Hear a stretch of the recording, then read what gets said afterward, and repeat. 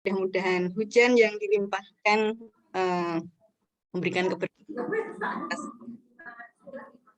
Dan hari ini cuaca cerah insya Allah menggambarkan acara kita ini nantinya akan berjalan dengan penuh keberkahan. Ibu-ibu semua, tak lupa sholawat dan salam senantiasa kita sampaikan kepada junjungan kita, Nabi besar Muhammad Shallallahu Alaihi Wasallam. Untuk selanjutnya, saya akan sedikit berpantun. Beli semen di kota Cibinong, jauh sekali, membuat pusing.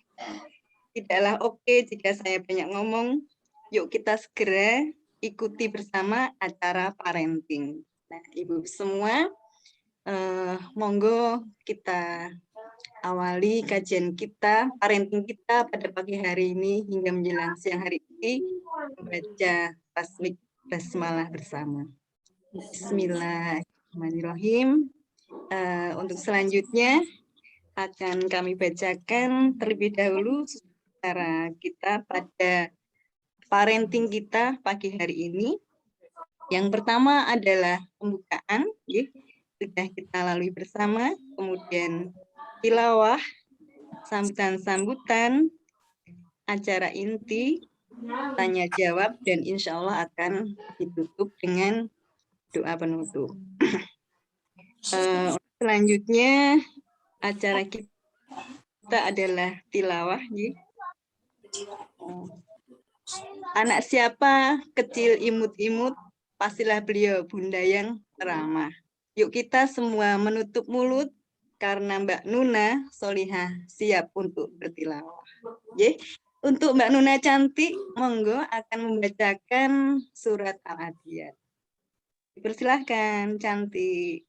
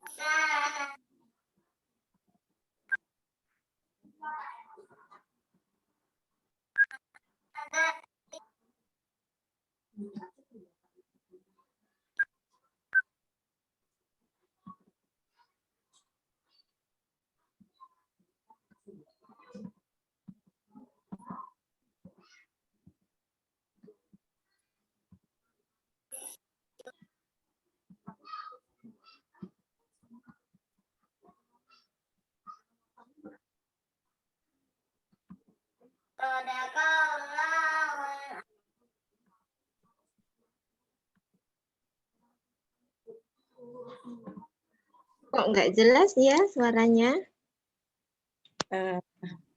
Mungkin bisa dibantu untuk teknisi ya. Ini Mbak Nuna suaranya tidak terdengar. Ya, mungkin bisa diulang lagi ya.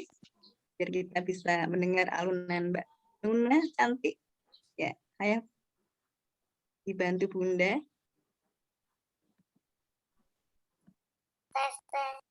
Ya. Oke, masuk. Yuk.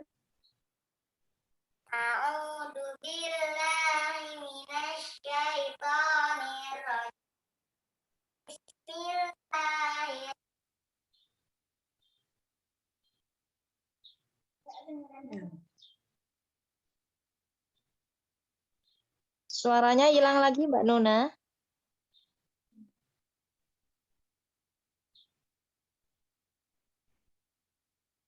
Tadi tanpa mix malah masuk Bunda. Coba. Yang basmalah tadi sudah terdengar, habis itu tidak terdengar.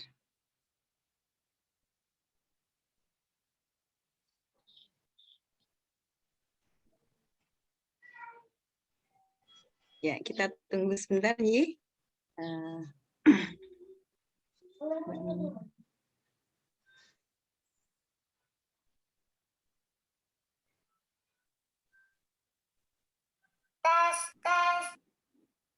Ya, masuk sayang. Suaranya sudah masuk, bagus. Ya, yang sekarang masuk itu Mbak Nuna.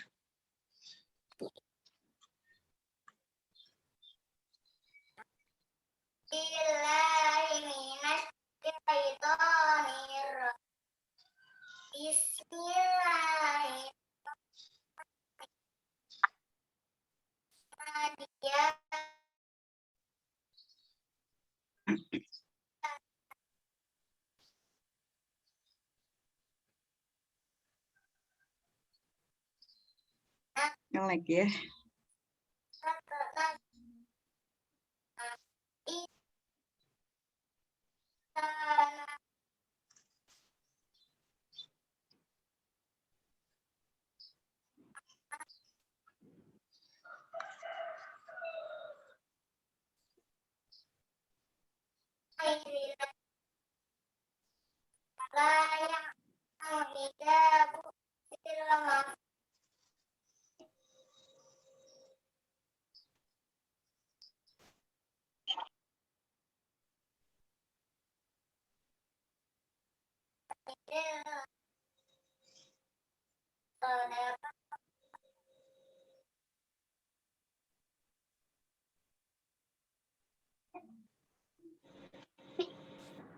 Ya. Sadaqallahul adzim. Ya, jazakillah cantik solihah tilawahnya ya. Alhamdulillah ya, Mbak Nuna sudah memberikan tilawahnya. Gak apa-apa ya, insya Allah semuanya bisa memahami ya. Ini ada sedikit teknik, kendala teknis ya, mungkin putus-putus. Mudah-mudahan tidak mengurangi pahala ya buat Mbak Nuna yang membacakan dan kita semua yang mendengarkannya. Untuk selanjutnya kita lanjutkan dengan sambutan-sambutan. Mandi pagi memakai gayung, serasa segar seluruh badan. Untuk kepala sekolah kita tersayang, sumangga wedal kami persilahkan. Untuk selanjutnya kepada Ibu Eka Sriastuti, kami mohon untuk memberikan sambutannya. Jazakillah Bu Ririn. Bismillahirrahmanirrahim. Assalamualaikum warahmatullahi wabarakatuh. Waalaikumsalam warahmatullahi wabarakatuh.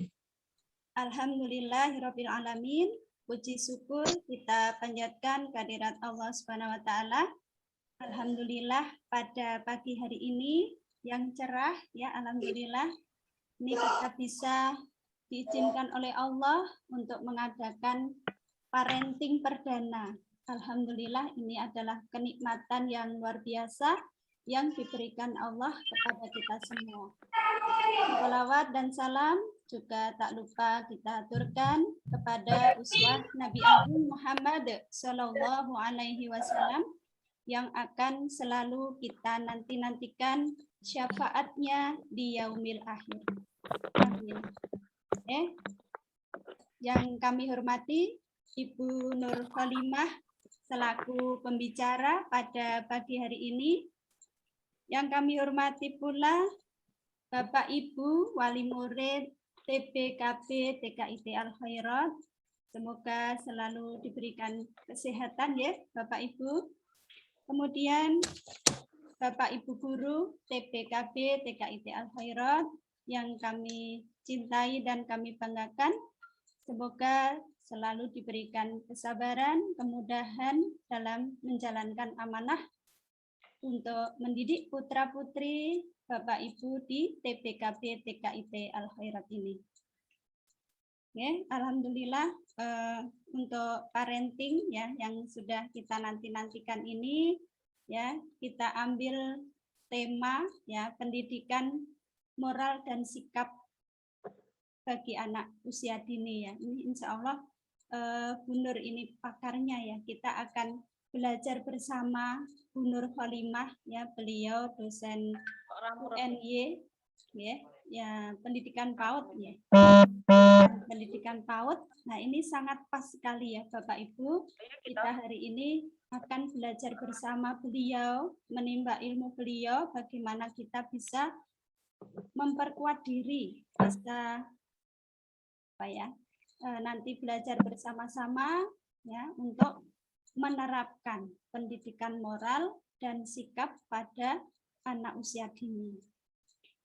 Kemudian untuk kegiatan sekolah ya alhamdulillah ini sudah kita mulai ya dengan PTM terbatas ya. Semoga dengan dukungan Bapak Ibu wali murid TBKB TKIT Al Khairat ini PTMT terbatas ini bisa berjalan dengan baik, bisa berjalan dengan lancar dan semuanya diberikan kesehatan dan keselamatan oleh Allah Subhanahu wa taala.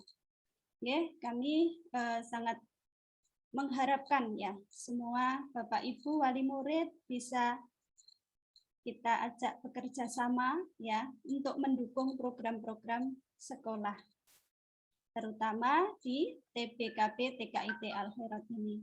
Kami ucapkan jazakumullah khair. Oke, mungkin itu Bapak Ibu yang bisa saya sampaikan ya. Saya akhiri. Akhirul kalam. Wassalamualaikum warahmatullahi wabarakatuh. Waalaikumsalam warahmatullahi Wabarakatuh. Jazakillah khair kepada Ibu Indri selaku kepala sekolah yang sudah menyampaikan sambutannya. Untuk selanjutnya adalah sambutan dari pengampu Hubul Quran ya, dan juga sebagai pengampu koordinator UMI ya di TKIT Al Khairat Warungboto Yogyakarta. Kepada Bu Hima, waktu dan tempat kami persilahkan untuk memberikan sambutannya. Ya, baik. Bismillahirrahmanirrahim. Cek sound dulu nggih Bu Ririn dan Bu Guru semuanya. Suara saya terdengar nggih Bu? Terdengar. Jelas Bu. Oke, alhamdulillah. Alhamdulillahirabbil alamin wa bihi nasta'in wa ala umuri dunya waddin. Oh ya, sampai belum salam Bu. Terlalu semangat ini. Saya salam terlebih dahulu nggih Bu Ririn, Bu Guru semuanya dan juga Ayah Bunda wali murid TBKB TKIT Al Khairat. Assalamualaikum warahmatullahi wabarakatuh. Waalaikumsalam warahmatullahi wabarakatuh. Alhamdulillahirabbil alamin. Nahmaduhu wa nasta'inu wa nastaghfiruhu wa na'udzu billahi min sururi anfusina wa min sayyiati a'malina. May yahdihillahu fala mudhillalah wa may yudhlilhu fala hadiyalah. Asyhadu an la ilaha illallah wahdahu la syarikalah wa asyhadu anna Muhammadan abduhu wa rasuluh la nabiyya wa la rasula ba'dah. Segala puji syukur hanyalah milik Allah, Rabb semesta alam. Salam serta salawat semoga tetap tercurahkan kepada junjungan kita Nabi Muhammad Sallallahu Alaihi Wasallam beserta keluarganya, sahabatnya, dan orang-orang yang setia di jalannya. Dan semoga kita semua termasuk umatnya kelak mendapatkan syafaat di yaumil akhir. Amin. Yang saya hormati Ibu Kepala Sekolah TBKB TKIT Al Khairat, Ibu Eka Sri Astuti. Yang saya hormati Ibu narasumber, Ibu Nur Khalimah SPD MPD, dosen Fakultas Ilmu Pendidikan UNY, jurusan Pendidikan Anak Usia Dini. Yang saya hormati Bapak Ibu Wali Murid TBKB TKIT Al Khairat. Yang saya hormati Bapak Ibu Guru Karyawan TBKB TKIT Al Khairat dan juga anak-anakku semua yang saya sayangi. Alhamdulillah. Hari ini saya diberi kesempatan oleh Ibu Kepala Sekolah untuk sedikit menyampaikan tentang program tentang Hubul Quran. Aku lihat itu. Oke, baik. Program Hubul Quran ini adalah salah satu program yang kita adakan di TKIT Al Khairat untuk mengetahui tingkat keberhasilan membaca Al-Quran. Jadi rasa syukur mengadakan ujian Hubul Quran ini kita adakan untuk kita mengadakan uji publik dalam rangka kita mengkaji kebenaran bacaan Al-Quran murid-murid TKIT Al Khairat sekaligus menguji keberanian mereka untuk tampil di depan orang tua, di depan teman-teman, dan juga di depan masyarakat. Dan juga sebagai bentuk laporan langsung, selama ini anak-anak telah belajar metode UMI dengan Ibu Guru di TKIT Al-Khairat. Baik, sedikit saya akan share screen ya, Ibu-Ibu. Ini foto, alhamdulillah, Hubul Quran telah bisa kita laksanakan. Kemarin angkatan pertama Ayah Bunda, jadi tepatnya Juli tahun 2021, kita telah mengadakan Hubul Quran yang pertama. Ini saya bukakan fotonya, Ge. Jadi alhamdulillah kemarin diikuti oleh 7 orang.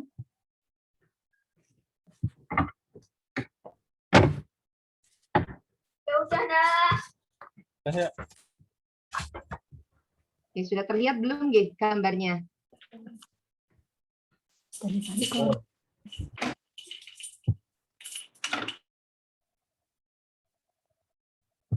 Belum ya? Oke, baik. Ini gambarnya belum terlihat, Ge, Ayah Bunda. Saya bukakan terlebih dahulu.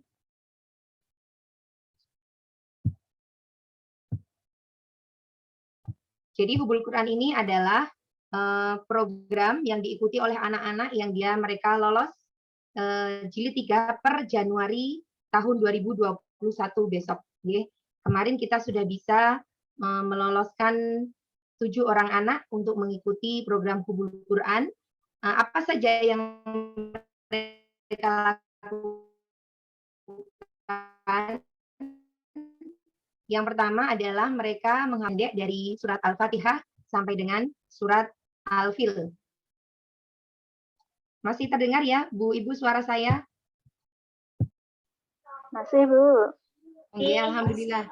Mohon maaf, Ibu-Ibu.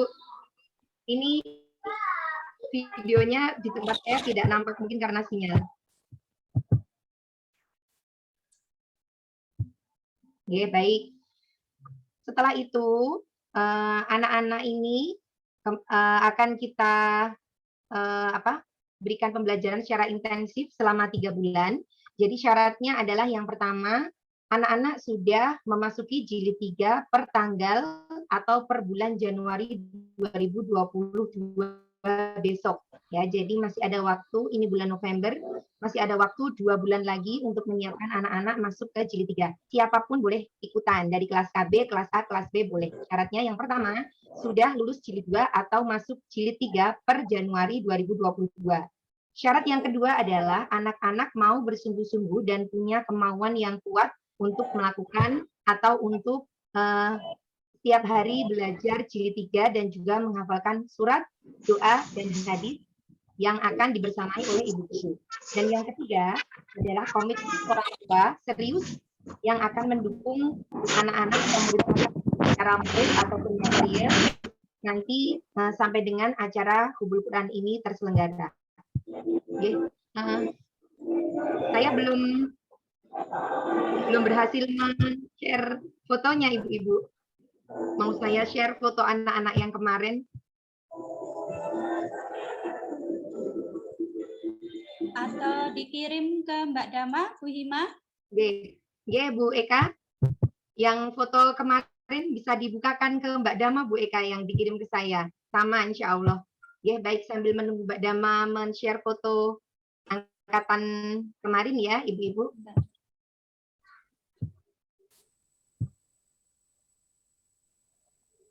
Nah, setelah itu, anak-anak, saya di sini juga menghimbau anak-anak menyemangati ayah bunda untuk membersamai putra-putrinya agar nanti per Januari ini sudah bisa masuk jilid 3. Ini saya sudah punya data.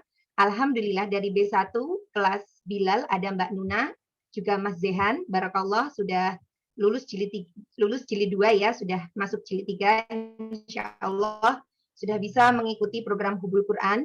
Dari kelas B2 ada Mas Zamzam, B2 Usman, kemudian dari kelas B3 ada Mbak Nisa. Nah, beberapa teman yang insya Allah akan segera menyusul. Dari kelas B1 ada Mbak Kaisya, Mas Aska, Mbak Akila, dan Mbak Zia. Semangat ya, sudah mau selesai jilid 2, semangat biar bisa ikut, biar bisa meramaikan acara Hubul Quran kita bersama teman-teman. Dari kelas B2 ada Mbak Zahra dan Mas Arkan. Dari kelas B3 ada Mbak Kinan. Mbak Kinan ini adiknya Mas Azam yang kemarin juga mengikuti program Hubul Quran. Jadi Mas Azam ini kakaknya Mbak Kinan, alhamdulillah menjadi peserta terbaik Hubul Quran angkatan pertama. Jadi Mbak Kinan juga harus semangat biar bisa mengikuti Mas Azam. Kemudian ada Mbak Alesya yang juga sudah siap ya mau ujian G, dan juga teman-teman yang lain yang belum bisa Mas sebutkan satu persatu. Ayo sama-sama kita saya memberikan sedikit informasi ayah bunda ketika bersama di rumah memakai jilid 1 dan jilid 2 seperti ini, ya. Jadi cara membacanya yang untuk jilid pertama pastikan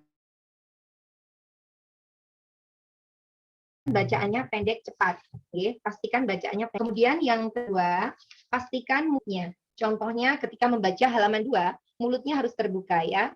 Tataba, tata'a, abata, ataba, seperti itu. Ya. Kemudian setelah pendek cepat, anak dipastikan mengetahui makhorijul huruf. Jadi dari huruf A sampai Ia, anak-anak tahu perbedaannya. Ya. Nah, ya Mbak Dama, terima kasih sudah ditampilkan. Ini acara Hubul Quran tahun kemarin ya, ibu-ibu 7 orang peserta, Masya Allah, anak-anak hebat ini. Monggo sambil dilihat gambar-gambarnya. Kemudian yang pertama tadi pendek cepat, yang kedua hafal huruf alif sampai ya atau huruf A sampai ya dengan betul. Yang ketiga mulutnya terbuka, ya, jadi ketika membaca itu jelas. Dan yang keempat, anak-anak terampil dalam membaca. Kriteria terampil adalah anak tidak berpikir lama ketika membaca, ya, ayah bunda. Jadi membacanya cepat, ya. Dan ketukannya juga cepat. Tataba, tata'a, abata, ataba, seperti itu. Nah, untuk jilid 2 bagaimana? Jilid 2 juga sama, ya.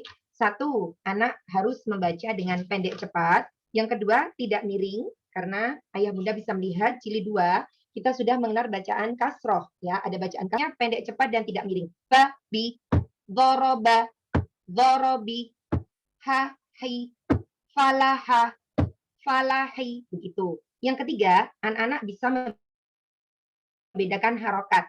Nah, indikatornya bagaimana? Ketika anak-anak sudah bisa membaca huruf ro, ri, matoro, matori, itu berarti anak-anak sudah bisa. Jadi tidak perlu orang tua ro di fathah, ro di kasroh, ri, nggak perlu, langsung saja. Sayang ini membacanya ro, yang ini ri. Yuk dibaca begitu ya. Yang keempat, anak bisa membedakan bacaan tanwin, ya, tanwin, ya, seperti ini. Ma, man, qolama, qolaman, ba, ban, zahaba, zahaban, seperti itu. Dan yang terakhir, anak-anak bisa membaca huruf sambung, ya. Huruf sambungnya seperti ini, mulai halaman 22 anak-anak sudah bisa. Nah, tipsnya adalah ketika anak pulang sekolah, ayah bunda sediakan waktu untuk anak-anak 10 sampai sayang tadi sama Bu Guru belajar apa? Gitu. Pasti anak-anak akan laporan. Ayah, bunda, hari ini aku belajar halaman 5 misalnya. Oh iya, bunda ulang ya. Jadi di rumah itu ayah bunda mengulang kembali apa gitu ya. Jadi luangkan waktu 10-15 menit untuk mengulang. Kemudian ketika Ananda kesulitan untuk membaca satu halaman, maka ayah bunda boleh mengurangi, ada 8 baris. Ketika Ananda itu terbata-bata, masih terbata-bata, maka turunkan targetnya menjadi 4 baris saja. Diulang lagi. Masih terbata-bata lagi, diulang lagi 1 sampai 4. Ketika Ananda sudah lancar 1 sampai 4,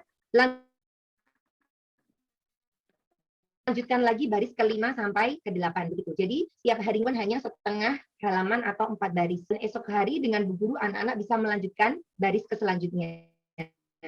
Gitu, atau halaman selanjutnya. Tapi kalau ayah bunda tidak membantu membersamai anak-anak mengulang kembali, maka esok anak-anak akan lupa lagi yang kemarin diajarkan Bu gurunya. Semoga nanti kita bisa dimudahkan semuanya, ayah bunda diberikan kekuatan, kesabaran, Bu guru juga, anak-anak didekatkan hatinya dengan Al-Quran, sehingga anak-anak terbiasa dengan Al-Quran, dan juga sama-sama nanti kita bisa meramaikan panggung Hubul Quran, mensyiarkan Al-Quran, dan anak-anak bisa menjadi ahlul Quran. Begitu Bu Eka, Bu Ririn, penjelasan dari saya.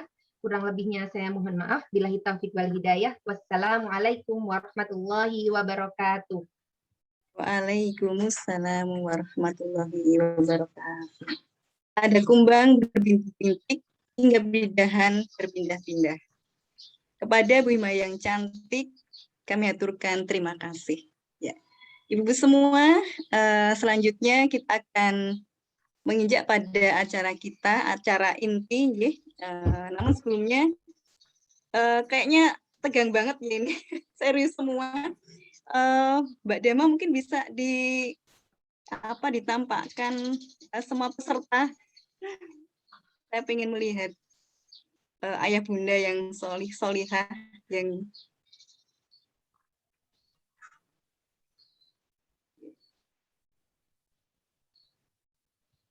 boleh nggak ya kalau menghidupkan mic-nya itu kredit nggak ya, nanti misalnya menjawab satu sambutan begitu, kredit nggak kemungkinan Bu? Ya, mic-nya dibuka. Kita buka mic sebentar ya. Saya mau cek semangat ayah bunda. Bu guru juga boleh menghidupkan mic-nya sebentar, biar tidak tegang ya, kita agak santai begitu. Mungkin nanti bisa dijawab ya, kalau saya mengatakan mana semangatmu, Derek dijawab ini semangatku. Itu ya. Bunda semua siap? Bu guru siap? Ya. Siap. Kita santai dan serius deh, insya Allah, biar ilmunya bisa menancap di pikiran kita. Siap nggih? Kita cek semangatnya. Mana semangatmu? Ini semangatku. Belum kompak, baru 20%. Mana semangatmu? Ini semangatku. Monggo dipersani itu Ibu Nur Khalimah, semangat banget ya Bunda. Monggo sekali lagi. Mana semangatmu? Ini semangatku. Oke. Nah, kembali next-nya kita akan dengarkan acara inti dari Ibu Nur Khalimah. Riuh sekali kita burung jalak, menghibur hati yang sedang gundah. Marilah kita tenang sejenak, kita ikuti acara inti parenting Ibu Nur Khalimah. Monggo wedal kami persilahkan. Baik, terima kasih Bu Ririn dan Ibu Kepala Sekolah atas waktunya. Suara saya terdengar dengan jelas? Terdengar betul? Jelas, Bu. Jelas. Jelas tidak? Jelas. Oke. Terlalu pelan atau cukup? Cukup. Cukup. Oke, alhamdulillah. Berarti sinyal mendukung ya. Alhamdulillah. Taqwiyatan ala ukhuwatina wa tausiqan ala ittihadi qulubina fi dhilali kalimatillahil ulya. Ulqiya lakum. Assalamualaikum warahmatullahi wabarakatuh. Waalaikumsalam warahmatullahi wabarakatuh. Innal hamdalillah nahmaduhu wa nasta'inuhu wa nastaghfiruh wa na'udzu billahi min sururi anfusina wa min sayyiati a'malina may yahdihillahu fala mudhillalah wa may yudlilhu fala hadiyalah. Asyhadu an la ilaha illallah wa asyhadu anna Muhammadan abduhu wa rasuluh la nabiyya ba'dah. Ibu dan Bapak dan juga para asatidz semuanya yang dirahmati Allah. Alhamdulillah pada pagi hari ini menjelang siang kita bisa bermuajahah, bisa bertemu insya Allah dalam rangka bersama-sama kita melakukan penguatan, baik ini di pandemi atau nanti kita akan menghadapi pasca pandemi.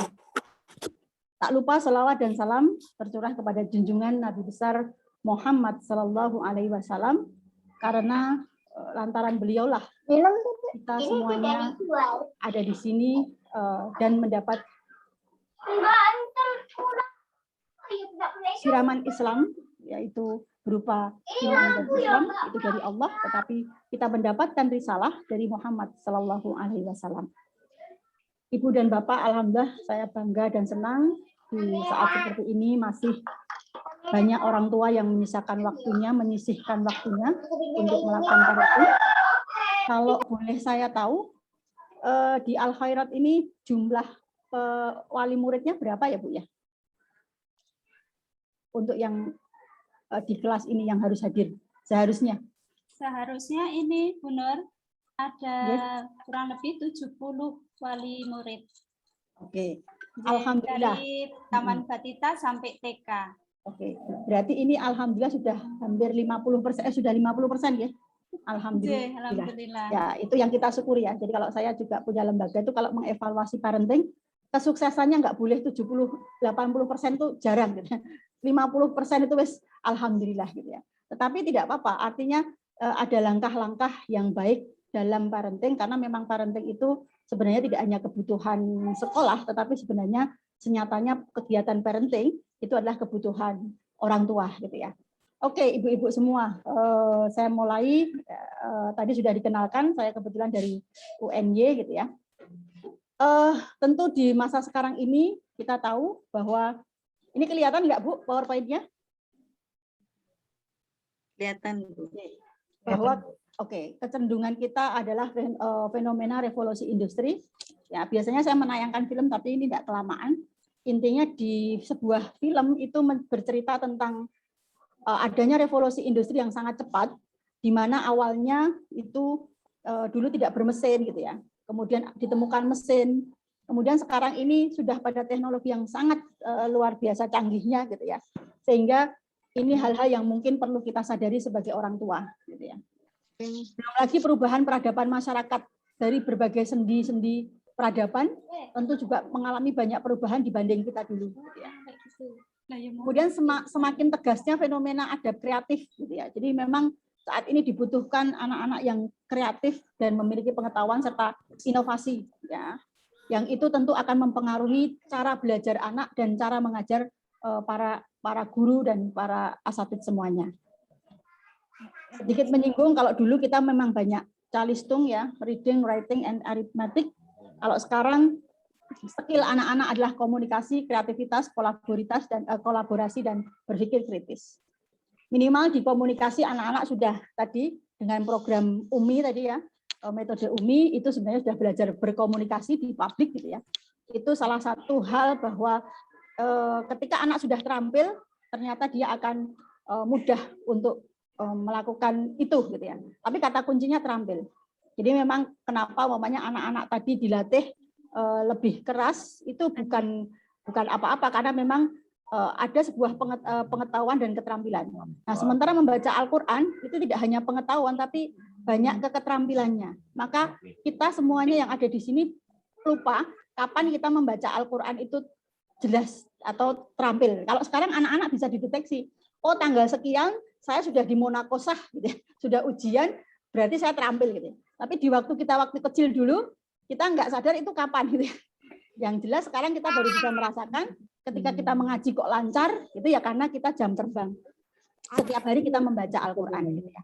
Jadi ada kemampuan 4 ini yang di sekolah tentu di Al Khairat juga sudah mengikuti, saya yakin gitu ya. Dengan adanya STEAM, dengan adanya pergeseran metode-metode yang nanti akan berdampak pada 4 hal ini. Jadi anak-anak akan jauh lebih kritis dibanding yang masa kita mungkin gitu ya. Dia lebih kreatif, jadi tidak apalagi masa pandemi seperti ini, orang tua juga sekarang ketika mungkin pekerjaan di PHK dan sebagainya, dia akan berpikir lebih keras.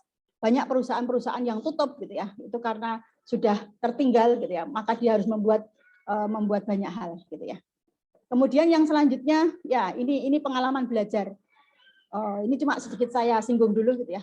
Pengalaman belajar anak-anak itu memang paling bagus adalah doing the real thing gitu ya. Jadi langsung gitu ya. Jadi kalau hanya membaca, kemudian mendengar, itu melihat, itu pengalamannya belum sebanyak ketika dia melakukan. Maka kalau sekarang umpamanya di Al-Khairat ini anak-anak diminta untuk besok cooking class dan sebagainya gitu ya. Itu ya karena pembelajaran yang 90% itu ada di doing the real thing gitu ya. Atau pelajaran-pelajaran yang berbentuk proyek-proyek gitu ya, membuat sesuatu hal gitu ya. Itu sebenarnya pengalamannya jauh lebih besar gitu ya, dibanding hanya mendengarkan gitu ya. Oke. Nah, mungkin kita ingat nasihat atau ngendikanipun Ali bin Abu Thalib yang sering ibu-ibu dengar ya. Jadi didiklah anakmu sesuai dengan zamannya. Sungguh mereka akan menghadapi masa depan yang berbeda dengan zamanmu. Ya enggak, Bu? Ini sudah terasa enggak, Bu? Anak-anak kita berbeda dengan zaman kita. Terasa mboten? Bu Fatika, terasa enggak? Terasa, Bu Fatika terasa enggak? Dulu, kalau dulu segenggam emas kopi nang aku, kata Betaria Sonata. Ya. Kalau Bu Fatika sekarang dulu kenapa, Bu? Dulu masa kecil kita seperti apa, Bu? Ketika sekarang melihat putri ibu, sekarang umur berapa putra putri ibu? Bu Fatika umur pinten putranipun? Umur berapa? Saya, Bu. Nggih. Umur berapa putranipun? Saya belum punya anak, Bu. Belum ya. Saya kan muridnya Bu Nur. Oh ya, makanya ini kok muridku. Mbak Alma. Ya, aku nggak pangling, maksudnya aku cuma ini murid saya apa bukan gitu sebelum murid saya. Bener. Oh ya Dok, ya Fatika ya. Oke, Bu Febri, ya ini Bu tenan ya, ini Mbak Fatika kayak. Aku rasa salah toh, no? Berarti ya wes. Ya, Mbak Febri, Bu Febri, mau nggak ini Bu ya, Bu Febri, silahkan. Putranya umur berapa, Bu? 6 tahun, Bu. 6 tahun. Iya. Berbeda nggak dengan masa ibu dan masa yang anak-anak sekarang? Berbeda, Bu. Apa yang ibu rasakan bedanya? Kalau sekarang tuh lebih gimana ya, Bu? Kudu sabar. Nek biyen ibu jenengan rasa sabar po. Kurang ngerti ya soalnya. Jadi kadang-kadang kita itu lucu ya, Bu ya. Kita tidak pernah tanya masa kecil kita pada ibu kita dulu. Iya, Mungkin itu betul, menjadi Bu, kesalahan betul. terbesar kita. Pernahkah ibu itu bertanya, Bu, mbiyen aku piye? Aku banyak dikandani gitu. Memang dolan terus gitu ya. Giliran kita Iya, punya betul, Bu. anak gitu ya. Giliran kita punya anak kita kan pengen seperti robot gitu ya. Iya. Jadwalnya ini gitu ya. Nah, kalau mau tahu masa kecil ibu dulu ya tanya pada ibunya ibu dulu gitu ya. Oh. Jane aku mbiyen ngopo ta, Bu? Ibu kan yang ingat karena gini, usia TK itu jarang yang ingat, ya mboten, Bu? Oh iya, betul Bu. Nggih. Ya enggak? Sekarang jenengan ingat enggak? Saya ingat itu kelas 1 SD. Sementara memori TK saya itu hilang. Tetapi keterampilannya enggak hilang.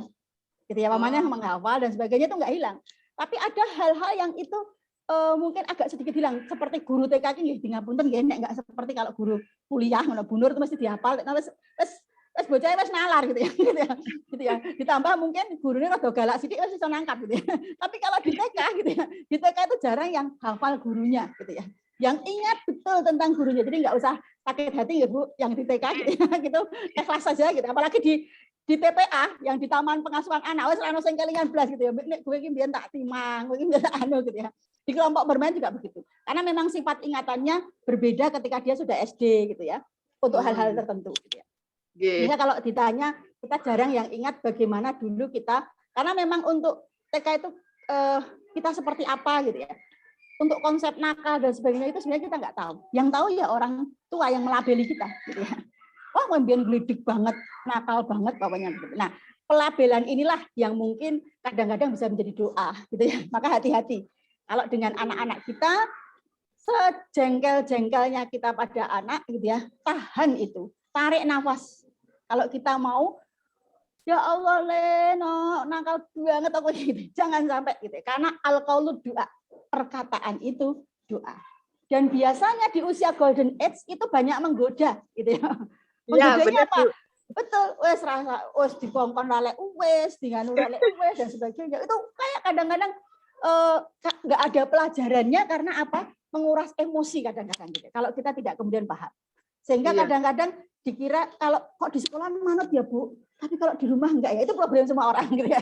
Problem Iya, semua orang iya, kalau ditanya betul, Bu. wali murid itu biasanya kok di rumah enggak manut ya, Bu. Ya, nah Iya. sebenarnya kita refleksi dulu kenapa dia di rumah tidak seperti kalau di sekolahan umpamanya begitu. Itu hal yang menarik untuk kita juga pahami gitu ya. Tapi itu yang nanti ya, Bu ya. Oke. Makasih ya Bu Febri atas Ya, itu sama-sama, Bu. tadi ya. Ya. Ya, oke. Nah, selanjutnya ya. Tadi ya ingat ya bahwa didiklah anakmu sesuai zamannya gitu ya. Saat ini zaman apa jenenge, Bu? Zaman apa? Saat ini zaman apa? Anak-anak kita dinamain anak-anak apa? Generasi apa? Milenial. Milenial. Nah, update itu ya, yuk. Zaman apa sekarang? Ayo. Anak-anak kita dinamakan generasi apa? Generasi Alpha. Iya, betul. Generasi Alpha. Generasi Alpha itu cirinya bagaimana? Erat dengan gadget, dengan digital. Ringan. Betul, sangat erat. Dia sangat erat karena stimulasi orang tua sejak mengandung, orang tua sudah menstimulasi bangun tidur, orang tua baca WA, ya toh?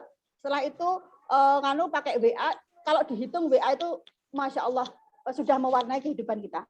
Sehingga tidak heran kalau begitu lahir anak-anak itu sudah gak asing dengan yang namanya IT. Sehingga saat ini bukan kok kita kemudian menjauhkan IT sudah menjadi bagian hidup yang perlu kita manajemen. Gitu ya.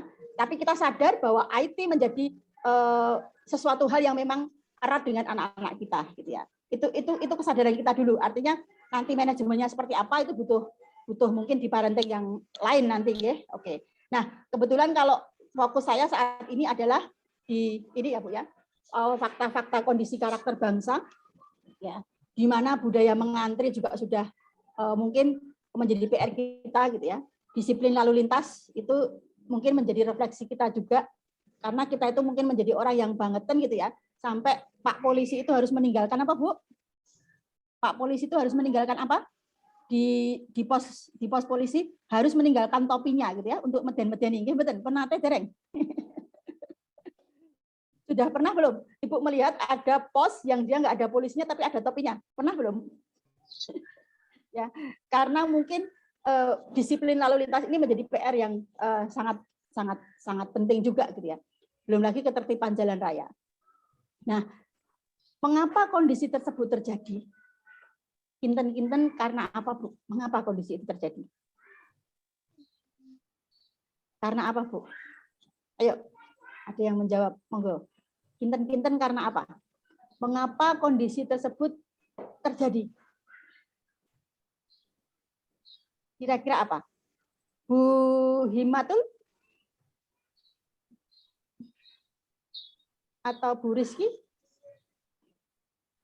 Monggo, ini tidak ada pengurangan skor kalau salah gitu ya. Gitu ya. Monggo Bu Rizky atau Bu Eka Sri?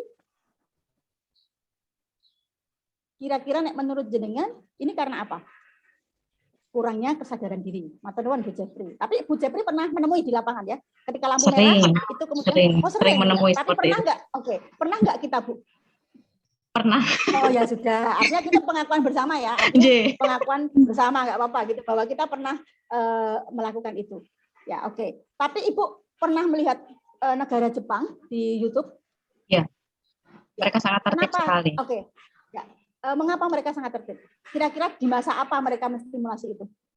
Di masa golden age-nya mereka sudah terbiasa untuk melakukan seperti antri, melakukan pekerjaan kecil dari dini. Oke. Itu PR kita ya, Bu ya. Saya tuh ini kebetulan lembaga Islam, saya bilangnya di sini gitu ya. Al-Qur'an itu lahir di Arab, dihafalkan di Indonesia, dilaksanakan di Jepang beberapa hal gitu ya, gitu ya. Artinya ini autokritik buat kita ya. Ada orang yang mengkritik seperti itu.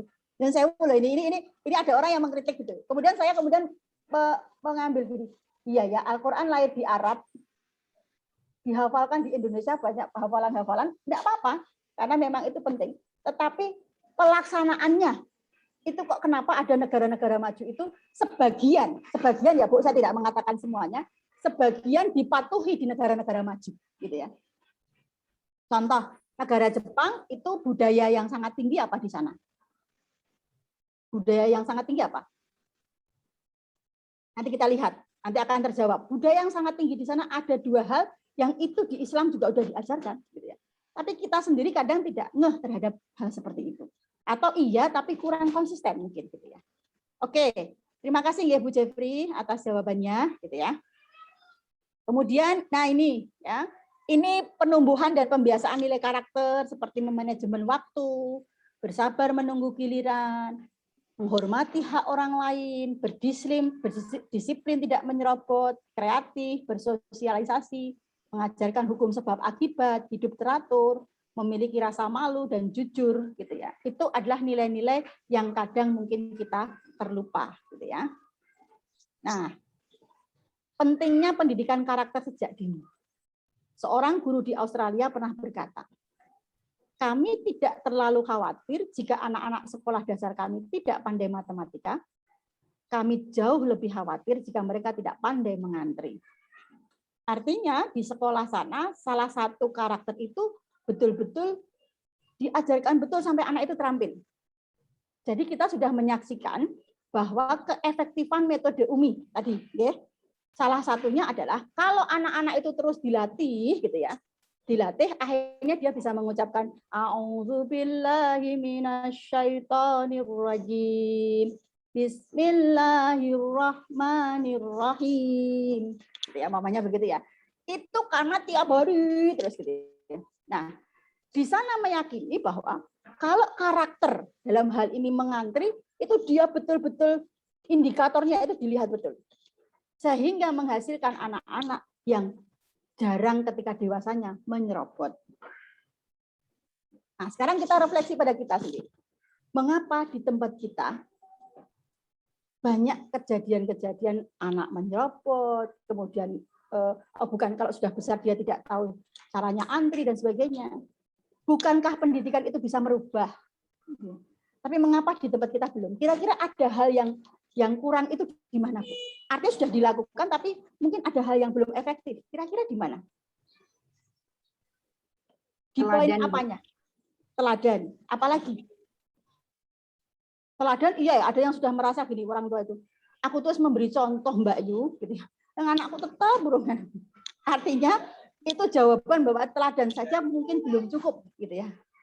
Kalau begitu, apalagi di anak usia dini? Kesadaran. Kesadaran, betul. Lewat apa kesadaran? Pembiasaan. Tadi kan pembiasaan konsisten ya. Oke, tapi kesadaran itu adalah sesuatu hal yang dibentuk dengan apa? Dibangun dengan apa? Perilaku. Ya. Oke. Betul apa-apa, Bu. Mungkin akan tahu, Ibu. Jadi kita akan hari ini belajar, akan tahu 3 formulasi yang selama ini kita baru 1 yang kita lakukan. Gitu ya. Formulasi dalam karakter atau moral atau akhlakul karimah, gitu ya. Oke, baik, terima kasih jawabannya. Intinya itu sudah disimpan 1 ya, Bu ya. Oke. Nah, sekarang ini tadi Ibu ngendikane leres bahwa permasalahan yang terjadi itu ya tadi orang tua bisa jadi menjadi contoh yang kurang tepat, gitu ya. Gitu ya. Ada suaranya nggak, Bu? Belum, Bu. Oh, belum. Oke. Bentar, ini karena belum suara, belum terdengar. Oke. Bentar. Ini harus ya. Oh, ini harus pakai fit. Ya. Ye. Udah matanya mau keluar mulu kalau ngomong. Mas punya kaki, mau punya tangan. Percuma punya tangan, punya mulut, punya kaki, percuma nggak dipakai sebagai manusia yang benar. Udah matanya mau keluar mulu kalau ngomong, terus ucap beneran. Sakit. Suka pukul orang kayak gitu sakit.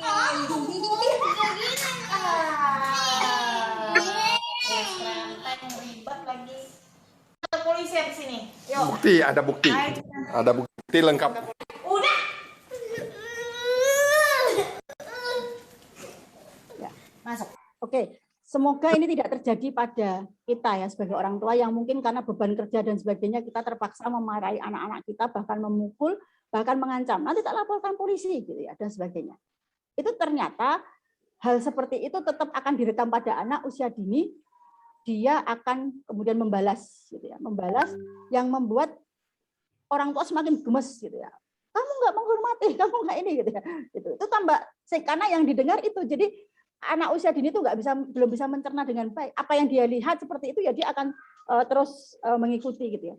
Ini permasalahan banyak ibu-ibu yang belum menyadari. Semoga kalau kita tidak seperti itu, tapi paling enggak di lingkungan kita ada seperti itu ya. Jadi kalau saya umpamanya pulang itu anak saya bilang gini, Bu, kok ibu itu enggak seperti ibu-ibu yang lain umpamanya gitu. Kenapa? Kalau ibu yang lain tuh anaknya melakukan kesalahan sedikit itu sudah dimarah-marahi gitu ya. Kalau ibu walaupun ibu marah nanti kemudian dipeluk, kemudian di ini gitu. Oh, ternyata kamu sudah bisa biji dalam hati saya seperti itu gitu ya.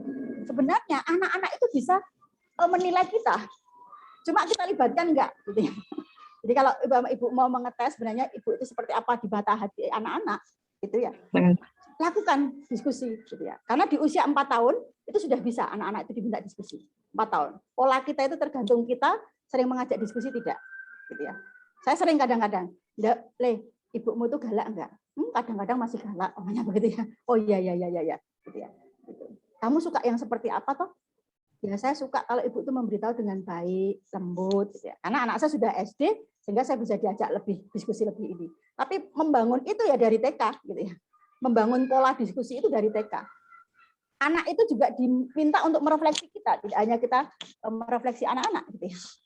Karena ada sebuah teori mengatakan bahwa kewibawaan seorang orang tua itu juga pengaruh dari kita sendiri sama anak itu bagaimana kita menghargai anak-anak kita tidak.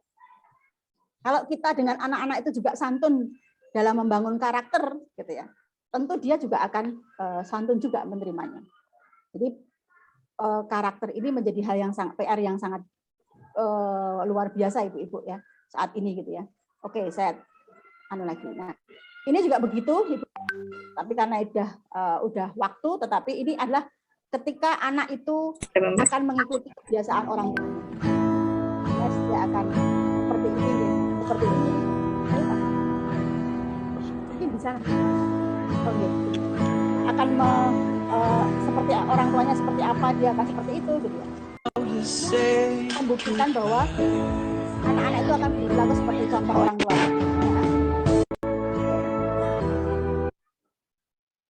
Nah, karakter juga harus melibatkan orang tua. Nah, ini yang saya ceritakan tadi.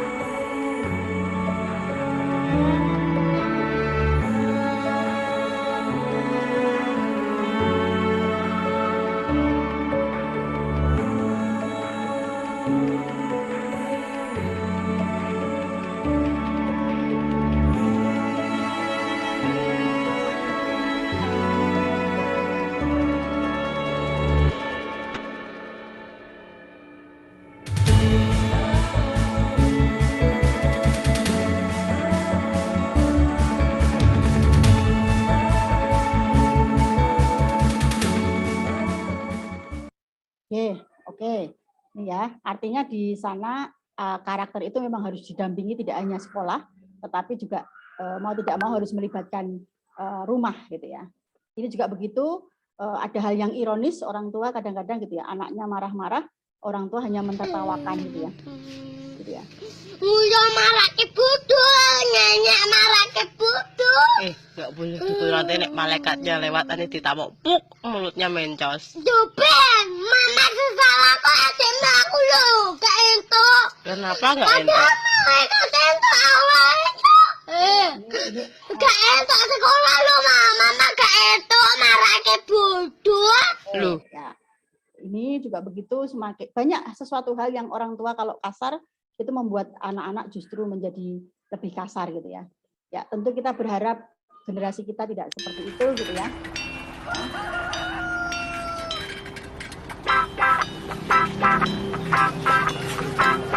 Jelangkung, Mbak.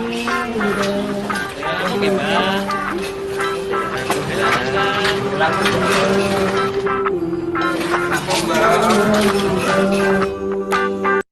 Oke, pertanyaan saya Bu, kira-kira budaya sopan santun ini sudah ada sedikit pergeseran pergeseran nggak sekarang budaya sopan santun ini? Gimana kalau anak-anak kemudian seperti zaman kita dulu, direk langkung Mbah, gitu. Itu sekarang minim atau tidak menurut Ibu-ibu? Atau masih budaya itu masih jarang, sedikit. Sedikit ya. Baik, sedikit ya. Artinya itu menjadi refleksi kita juga gitu ya. Kenapa sih anak-anak jarang gitu ya? Kenapa kok anak-anak jarang tidak seperti kita dulu kayak gitu ya? Kalau orang Sunda ini ada orang Sunda. Kalau orang Sunda bilangnya apa Bu? Kalau lewat di jalan itu bilangnya apa Bu? Punten. Oh, punten gitu ya. Kalau kita derek langkung gitu. Kalau bahasa Indonesia apa Bu? Permisi gitu ya. Oke, itu ya. Itu adalah budaya kita yang mungkin kalau kita kemudian tidak sadar itu bisa lama-lama akan hilang gitu ya. Sehingga kita yang harus kemudian bagaimana caranya untuk bisa mengembalikan itu gitu ya. Nah, ini adalah sedikit permasalahan di bukan permasalahan monggo Pak. Ini adalah sesuatu hal yang bisa kita lakukan di rumah sebenarnya. Dengan pendidikan yang saat ini tidak membutuhkan biaya besar, namun dampaknya luar biasa adalah di masa pandemi justru kita diuji untuk membangun karakter akhlak atau akhlakul karimah. Sebenarnya ini kan tidak perlu berbiaya, Bu, gitu ya. Tapi sebenarnya nanti dampaknya akan sangat besar gitu ya. Kemudian pengalaman langsung pada anak-anak kita sangat bermanfaat dan membiasakan dengan perilaku hormat dan tanggung jawab. Ini adalah sesuatu hal yang penting untuk dilakukan pada anak-anak. Mengapa kok hanya 2 nilai ini gitu ya? Mengapa kok hanya 2 nilai ini dulu gitu ya? Mari ini jawabannya Bu nanti ya. Oke, ini tadi ya, tidak perlu biaya besar gitu ya. Oke. Nah, kita ke sini dulu. Akhlakul karimah ya. Akhlakul karimah adalah pondasi yang itu dimulai dari lingkungan keluarga.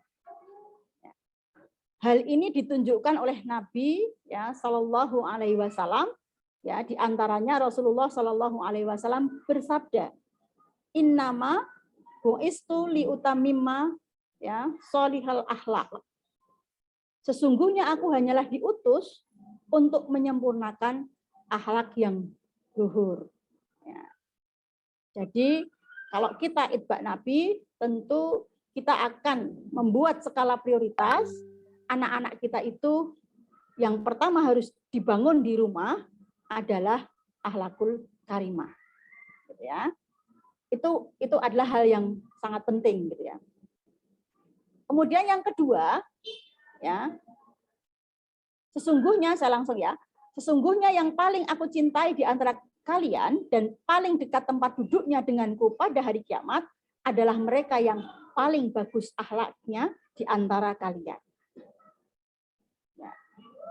Akhlak, kembali lagi, akhlak menjadi sorotan yang sangat penting buat anak-anak kita. Ya. Kemudian lagi ya, sesungguhnya innamal mu'minu ya, sesungguhnya seorang mukmin bisa meraih derajat orang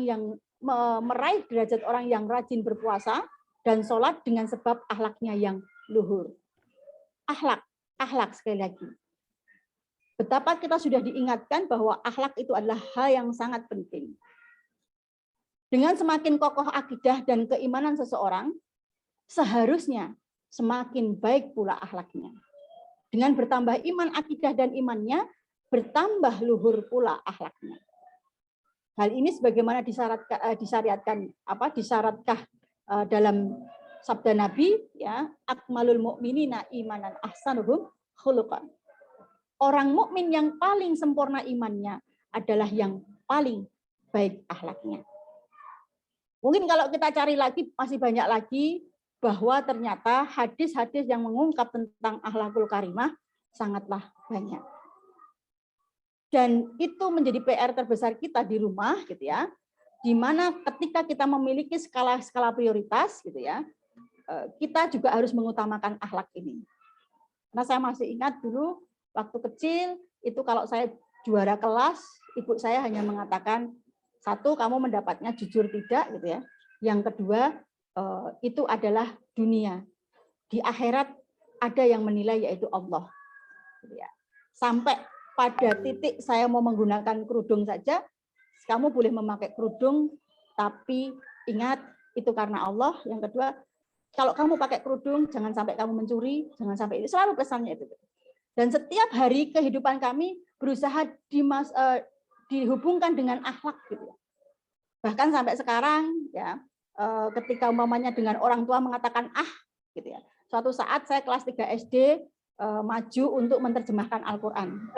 Wala taqul lahuma uffin wala tanharhuma wa qul lahuma qawlan karima gitu ya. Jangan kamu mengatakan pada orang tua gitu ya. Ya. Wa qul lahuma qawlan karima. Berkatalah yang lembut, lemah lembut pada orang tua. Begitu saya turun dari podium gitu ya. Di rumah saya langsung digodang. Dok, saya mau maca apa? Dia tidak begitu bangga saya pintar Al-Qur'an, tartil dan sebagainya. Saya juara di mana-mana tartil gitu ya. Tetapi satu hal, akhlak itu kamu harus dulukan. Nah, ini menjadi pesan. Artinya Al-Qur'an iya, tetapi di dalam Al-Qur'an itu jauh isinya itu tolong gitu ya, pesan ya. Al-Qur'an, akhlakul karimah itu menjadi dasar semuanya juga. Ya. Karena kalau hafalan itu sebenarnya ranah kognitif, Bu. Ya. Terampil berpikir, terampil. Tetapi kalau hati itu harus melibatkan afektif. Sehingga kalau anak-anak kita pengen santun, ya kita santun dulu. Ya. Kalau kita mau mengajari anak-anak Al-Qur'an, kenapa jauh lebih mudah kalau sifatnya hafalan? Ya, karena dia hanya melibatkan ini. Tapi begitu akhlakul karimah, itu Masya Allah, emosi kita masuk. Ya, betul, gitu ya. Begitu kita jengkel, kita mengatakan anak kita sabar, wong ibu era sabar, gitu kan, gitu ya. Gitu ya. Jadi banyak hal yang harus kita capai. Karena kalau berkaitan dengan akhlak, kita yang harus kemudian banyak merefleksi diri. Gitu ya. Ya tadi, wala taqul lahuma uffin. Jangan kamu mengatakan gitu. Gitu ya. Nah, itu harus juga dipahamkan sejak kecil, mungkin sudah TK, itu sudah kemudian diajak diskusi. Ya, ternyata dengan orang tua itu harus lembut. Nah, kelembutan anak itu tergantung kita berkomunikasi. Kalau kita kasar, ya anak kita kasar. Dek, jumuk kayak Dek, gitu kan. Orang tua, ya Bu, gitu tahu gitu ya. Ya. Tapi kalau kita mengatakan, Dek, bisa Ibu minta tolong, maunya begitu. Dia juga, ya. Atau ketika dia mau minta tolong, kembali kita bisa mengingatkan. Dek, ucapkan, Bu, kula nyuwun tulung, maunya begitu. Bu, kula nyuwun tulung. Nah, ini kan hal-hal yang sederhana. Yang kadang kita itu tidak sadar. Sehingga kalau ada orang yang, anakmu kok bisa sopan banget, oh, Bu, gitu ya. Pas dia bakat ya, Bu. Sopan itu bukan bakat, gitu ya. Sopan itu hadir karena orang tua menggembleng setiap hari juga. Ya. Dan menggemblengnya tidak hanya sekedar pembiasaan. Nanti akan ada kuncinya. 3 hal yang penting di dalam moral atau akhlakul karimah. Tidak hanya sekedar pembiasaan dia. Tetapi ada 3 hal. Nah, tunggu jawabannya yang satu ini ya, setelah ini ya. Setelah iklan ya. Gitu ya. Oke. Kembali ke sini. Jadi sekali lagi kita satu pemahaman bahwa akhlak itu menjadi hal yang sangat penting ya. Ya. Al-Qur'an penting gitu ya. Di dalam Al-Qur'an ada akhlak ya. Sehingga ketika anak-anak sudah pandai untuk melafadzkan, tolong juga diiringi dia untuk akhlakul karimah gitu ya. Karena ini nggak bisa dipisah-pisah ya, tidak bisa dipisah-pisah gitu ya. Bahwa ini harus bersinergi. Anak-anak kita itu alhamdulillah dia tartil, dia membaca Al-Qur'annya bagus, itu menyenangkan kita. Dia juga hafalannya banyak mamanya gitu. Tapi jangan lupa abaikan akhlak ini menjadi sesuatu penggiring, ya, pendamping dari Al-Quran ini sendiri. Karena tadi ya derajatnya itu ketika akhlaknya bagus itu luar biasa, ya, akhlak gitu ya. Maka ketika kita melihat anak kita itu santun, rasanya mates gitu ya, gitu. Dan itu bisa dilatih sebenarnya sejak umur 3 tahun. Ya, 4 tahun sudah mulai harus intensif, 3 tahun mulai hal-hal yang sederhana. Ya. Ibu, kula nyuwun tulung, umpamanya begitu ya. Atau jika dia berpapasan dengan orang lain, kita selalu mengajari gitu ya. Ini sebenarnya memang tugas orang tua yang 24 jam di sekolah sebenarnya sak suwe-suwenya mamanya di Al-Khairat itu kan hanya 8 jam. Ya, jam kerja mungkin gitu ya. Tapi selebihnya yang 2/3 itu sebenarnya dengan orang tua. Gitu. Nah, beberapa hal ini saya, beberapa riset ya, survei orang tua sebenarnya kalau ditanya gitu ya, ditanya pentingnya penanaman moral itu banyak yang mengatakan bahwa 89% itu mengatakan penting. Mungkin kalau Ibu juga ditanya juga seperti itu ya. Kemudian temuan lagi lingkungan utama yang penting untuk membangun moral itu ternyata orang tua mengatakan lebih baik di rumah gitu ya. Karena memang sekolah harus memperhatikan banyak anak, tetapi kalau di rumah dia fokus pada anaknya itu sendiri gitu ya. Kemudian kalau nilai-nilai moral yang harus diprioritaskan apa? Ada hormat santun, ternyata setelah ditanya 1000 sekian orang itu yang diharapkan memang sangat senang kalau anaknya itu hormat atau santun gitu ya. Kemudian jujur, kemudian tanggung jawab gitu ya, disiplin dan banyak lagi. Tapi 3 hal ini menjadi harapan orang tua gitu ya. Harapan orang tua baik sekarang maupun di masa yang akan datang gitu kan. Kemudian yang selanjutnya survei permasalahan yang dihadapi orang tua itu apakah Ibu nanti juga sama bahwa mengalami permasalahan anak, orang tua dan lingkungan. Dan setelah disurvei ya, itu ternyata kebanyakan anak itu masih kurang tanggung jawab ya, dan masih kasar gitu ya, masih banyak yang membantah dan sebagainya gitu ya. Kemudian bosan, manja dan sebagainya gitu ya. Kemudian kalau dari segi orang tua ya, itu ternyata mengalami problem atau permasalahan keterbatasan waktu. Terus ya Bu, karena mungkin bekerja semua gitu ya, atau mungkin waktunya nggak nyandak gitu ya. Mungkin yang kedua adalah mengatakan bahwa pengetahuan dan strateginya itu masih kurang. Ya, belum tahu caranya untuk menstimulasi karakter itu seperti apa, atau menstimulasi perilaku itu harus seperti apa, gitu ya. Atau mungkin kebanyakan tidak tega, gitu ya, dan juga tidak konsisten, gitu ya, kurang sabar, gitu ya. Ada perbedaan pasangan itu ada 18%, gitu ya. Tapi paling banyak ini Bu, yang mengaku paling banyak itu adalah keterbatasan waktu dan pengetahuan, gitu ya. Ya, ternyata tidak tega juga banyak ini, ada 57 gitu ya. Oke, persen gitu. 57 orang maksudnya gitu ya. Kemudian dari survei cara menanamkan moral itu kebanyakan menggunakan mengajari gitu ya. Contoh memberi nasihat gitu ya, membiasakan bahkan ada dibentak, cerita itu semakin sedikit gitu. Mengingatkan juga semakin tidak kontinu gitu ya. Bermain juga begitu, memberikan hadiah tidak banyak juga, kesabaran juga ya semakin kecil, apalagi kasih sayang itu semakin kecil gitu ya. Nah, ini fenomena kalau dirangkum ya, jadi hormat tanggung jawab itu menjadi harapan orang tua ya, dan kalau menurut ahli itu termasuk alamiah dasar. Jadi kalau ada ahli yang mengatakan hormat dan tanggung jawab itu adalah alamiah dasar. 2 nilai yang mendasari banyak hal ya. Kalau anak memiliki 2 nilai tersebut, insya Allah nilai-nilai yang lain juga akan tergarap dengan baik gitu ya. Kemudian penanaman moral paling penting itu sejak dini gitu ya. Lingkungan utama itu lebih utama sebenarnya untuk membangun moral gitu ya. Permasalahan dari anak itu berkata kotor dan kurang tanggung jawab, jadi permasalahan orang tua adalah dari segi waktu gitu ya. Kemudian metode dan penanaman moral yang masih banyak menggunakan menasihati, membiasakan dan dengan metode yang agak keras gitu ya. Oleh karena itu waktu itu saya berpikir membuat sebuah model gitu ya. Model untuk menjawab kebutuhan dalam menjawab persoalan-persoalan pendidikan yang ada di rumah. Karena di rumah itu kan tidak ada gurunya. Berbeda dengan guru yang terus pelatihan gitu ya. Kalau di rumah kan tidak ada gitu ya. Sehingga waktu itu memang tercetus akhirnya saya mengambil disertasi ini adalah 2,5 tahun saya mencoba meneliti ini gitu ya. Dan alhamdulillah ini mohon doanya juga saya hampir untuk ujian kelayakan gitu ya. Itu hari ini saya hanya berbagi sedikit tips gitu ya, bahwa untuk mengajari apa istilahnya menstimulasi hormat dan tanggung jawab, itu nanti Ibu akan mendapatkan kata kunci gitu ya. Nah, kira-kira Ibu sudah melakukan itu belum? Nah, sekali lagi mengingatkan aja, masa kanak-kanak merupakan waktu yang penting untuk bersosialisasi antar manusia. Sehingga semoga di sekolah ibu-ibu itu di Al-Khairat adalah masa mereka untuk bersosialisasi gitu ya. Di rumah kalau memang tidak kalau aman ya silahkan, karena memang karakter itu akan teruji manakala dia bersama orang lain. Kalau belum bersama orang lain, akhlakul karimah itu belum teruji. Kalau belum bersama orang lain, moral itu belum teruji. Dia akan muncul sebagai perilaku yang sesungguhnya manakala ada konflik, manakala ada sebuah tantangan, baru akan kelihatan orang ini bagaimana cara menghadapi orang lain. Orang ini apakah senyum atau tidak, orang ini ramah atau tidak, kalau dia sudah berhadapan dengan orang lain. Anak-anak yang bermoral adalah anak-anak yang berperilaku sesuai adat, kebiasaan, dan tidak terlepas dari nilai-nilai sesuai dengan harapan sosial. Kalau kita ya sesuai dengan nilai-nilai agama.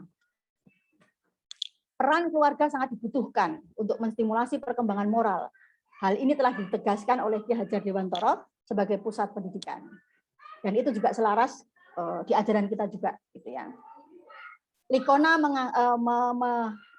menyarankan bahwa untuk membangun moral, mengembangkan moral itu ada 3 kompetensi. Yaitu moral knowing, pengetahuan tentang moral. Yang kedua, moral feeling, tentang bagaimana dia bisa merasakan gitu ya. Dan yang ketiga adalah moral action. Dan selama ini kita banyak hanya baru melakukan moral action. Sementara moral knowing atau moral feeling itu kita kadang-kadang masih terlewat. Nah, ya, Ibu nanti setelah di akhir ini akan ada pretest ya, Bu. Bukan pretest untuk soal ini bukan, tetapi Ibu akan mengukur sendiri nanti apakah ibu-ibu itu bagaimana menstimulasi anak-anak di rumah dan bagaimana saat ini kondisi perilaku putra-putri ibu-ibu ya, supaya menjadi bahan refleksi sebenarnya. Jadi kalau di model ini sebenarnya awalnya adalah merefleksi dulu. Oh, ternyata saya masih kurangnya yang ini, kurangnya yang ini gitu. Atau oh ternyata saya sudah semua, alhamdulillah gitu ya. Oke. Jadi 3 ramuan tadi ya, moral feeling, moral action, moral knowing, moral feeling, and moral action. Gitu. Nah, kenapa kok itu harus di keluarga gitu ya? Mengapa kok pembelajaran moral dilakukan di keluarga? Ya. Karena keluarga itu lingkungan terdekat anak. Keluarga bertanggung jawab terhadap pembentukan perilaku anak, dan Ki Hajar mengatakan keluarga itu adalah pusat pendidikan. Dan orang tua tadi mengatakan Ibu benar, orang tua itu menjadi role model untuk menginspirasi. Dan seperti apa pola asuh yang mendukung perkembangan moral? Ya, pengasuhan adalah proses memberikan perhatian atau hal yang dibutuhkan terhadap 2 interaksi antara anak dan orang tua. Itu pengasuhan. Ya. Nah, pola asuh yang tepat dan bijak dapat membentuk karakter yang positif. Begitu juga sebaliknya. Jika pola asuh kita itu kasar atau mungkin banyak otoriter, tentu itu juga akan membentuk karakter pada anak-anak kita. Interaksi orang tua di rumah memegang penting dalam membentuk moral anak. Dan tulisan-tulisan ini tentu saya ambil dari jurnal-jurnal bahwa banyak ketika orang tuanya itu pola asuhnya itu adalah tidak hangat atau tidak warm kalau bahasa Inggrisnya gitu ya. Itu tentu anaknya juga seperti itu gitu ya. Jadi ini menjadi refleksi, saya juga begitu. Saya juga dari keluarga yang keras sehingga saya juga harus terus belajar, bukan merubah tapi terus belajar gitu ya. Terus belajar untuk oh iya ternyata memang kalau saya kasar anak saya kasar. Kalau saya kemudian belum bisa menahan marah, maka saya langsung minta maaf sama anak saya. Maaf ya nak, ibu belum bisa, tadi kok ibu hilaf dan sebagainya. Karena gunanya belajar ya akan ada pencerahan kita itu gitu ya. Jadi kalau kita kemudian gunanya belajar, kemudian kita mengatakan, nggak bisa, aku ya sudah begini gitu. Itu namanya kita orang fixed mindset gitu ya. Tapi ketika kita sudah belajar berusaha merubah, walaupun belum bisa, tapi itu semuanya adalah proses. Bayangkan umpama saya menjadi seorang yang seperti ini, yang agak keras, yang agak begini ya karena saya hidupnya mungkin keras gitu ya. Tetapi begitu saya mendapatkan sebuah pencerahan ilmu, umpamanya begitu. Oh iya, kalau begitu saya rasakan dulu kalau saya dididik seperti itu saya nggak suka gitu ya. Maka memutuskan itu nggak mudah, gitu ya. Sebagai orang tua itu nggak mudah, gitu ya. Oke, selanjutnya tadi beberapa hal ada, saya hanya sedikit mengenalkan program model pembelajaran moral dalam keluarga, gitu ya. Karena tadi berdasarkan teori dan fakta bahwa perilaku hormat dan tanggung jawab adalah perilaku yang sangat penting dikembangkan sejak dini. Dikembangkan di lingkungan yang terdekat, yaitu anak. Ya.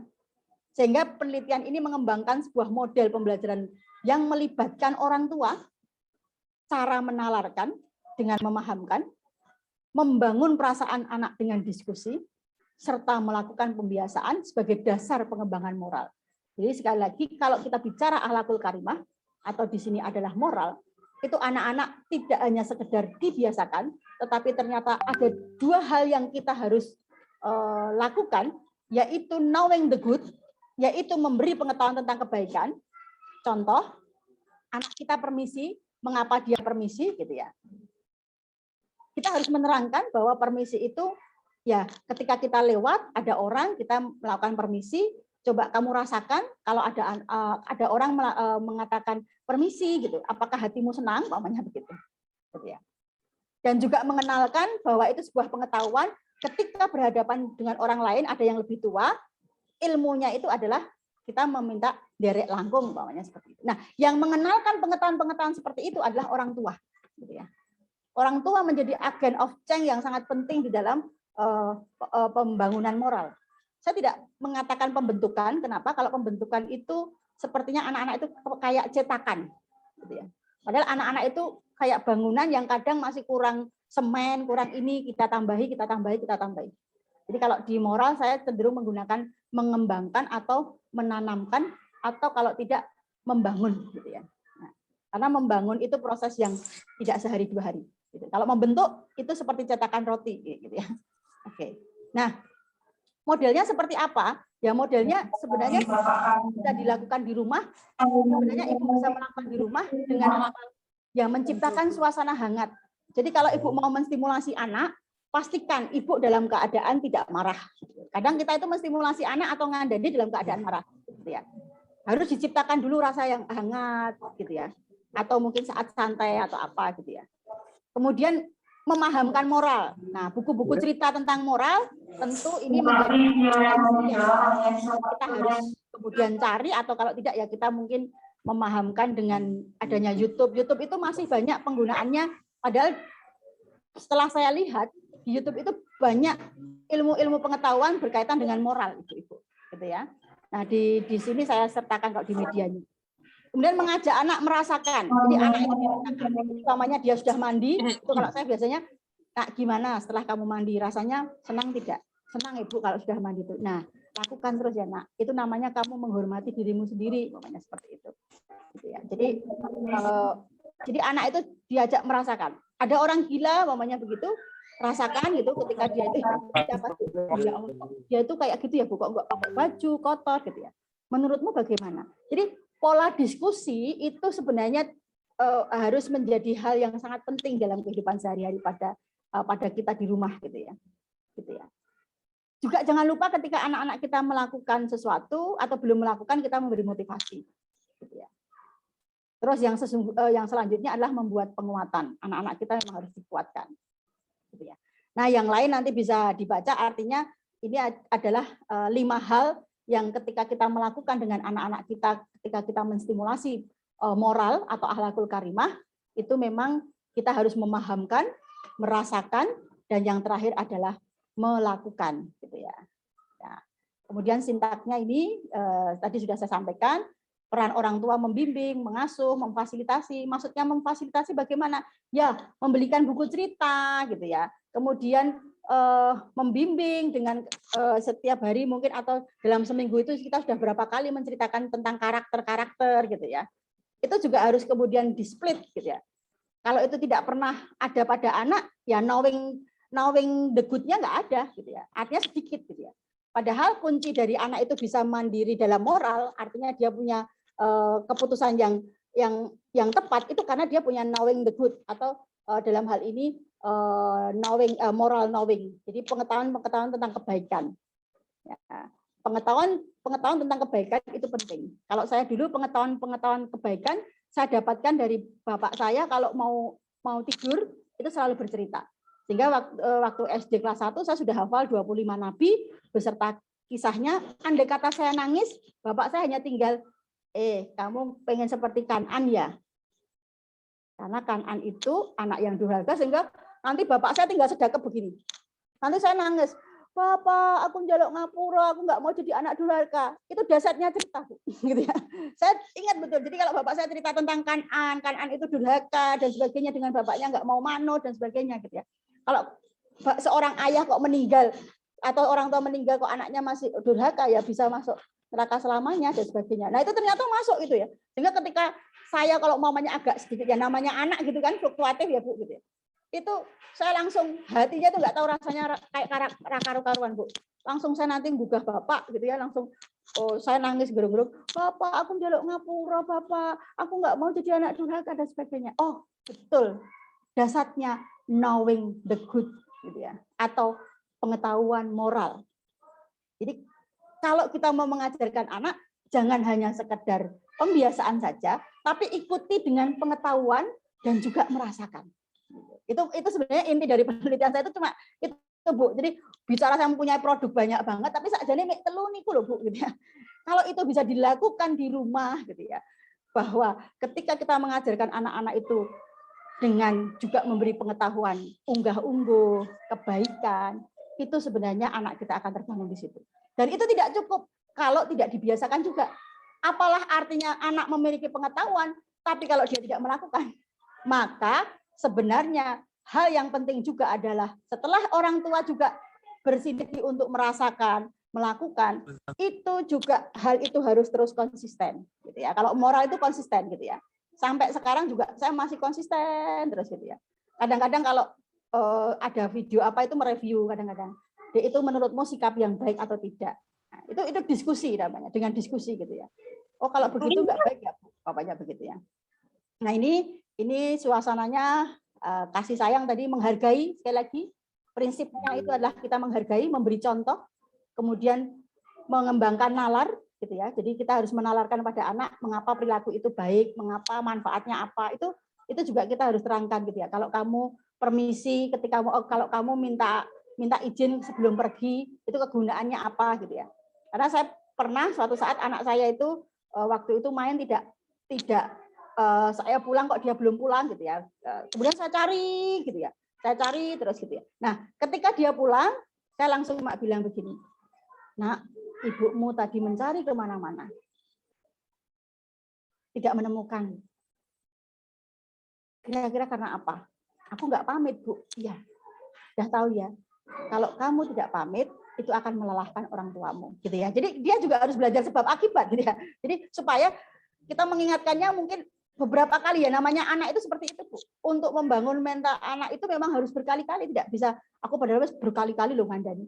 Jangan pernah lelah untuk mengingatkan dan memberi pengetahuan gitu ya tentang sebuah kebaikan gitu ya.